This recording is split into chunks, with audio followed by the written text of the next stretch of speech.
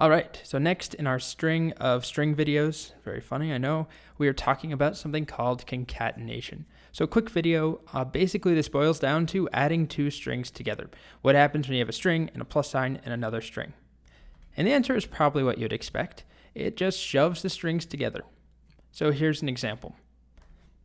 I have two strings. One called string 1 is equal to your, and string 2 is equal to face.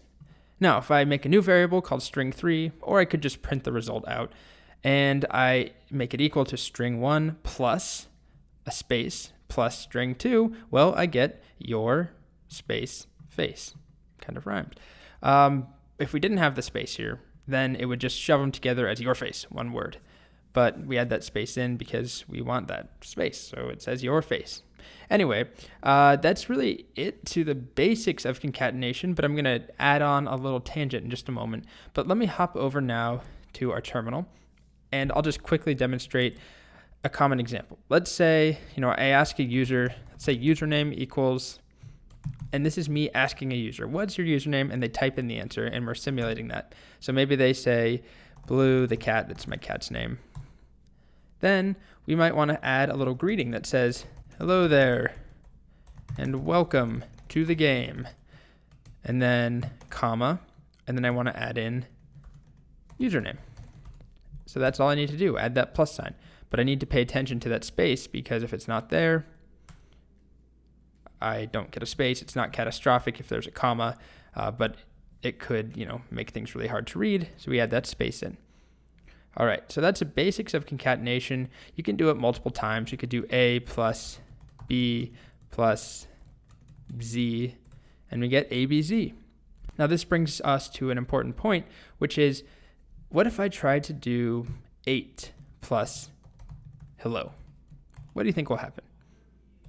And there we go. We get unsupported operand types. So Python basically goes through this. It's having a great time. It's like, okay, 8, we're dealing with integers, and plus, okay, that's an operator for an integer, right? It will add two numbers. So we're working with numbers. Great. I'm expecting a number. Oh no, what the heck is going on? This is a string. It doesn't know what to do. So it doesn't do anything. It gives up. I mean, what would you expect it to do? I guess theoretically it could turn 8 into the string 8 and give us 8 hello. But it doesn't do that, obviously. So you have to be aware of the context, and with concatenation, at least, you need to be working with strings. So if we tried to do something like, a common example we'll see in a little bit, we'll make a guessing game. We ask a user, what's your guess? And they might say, my guess is 9. And then we want to print something out that says, your guess of, let me add quotes in here, your guess of 9, or whatever they guessed, plus guess plus is wrong. If we wanted to do this, we're going to encounter that problem because guess is a number, and it's going to try and add number to a string. Oh, I need the quotation mark or parenthesis, But either way, it doesn't work because we're working with strings and ints, and we can't add them together. Okay, so just be conscientious of that. There's a solution we'll see in the next video. The only other thing I'll point out, there's an operator that we haven't seen called plus equals. It's just a nice little shortcut when you're reassigning variables. So here's an example.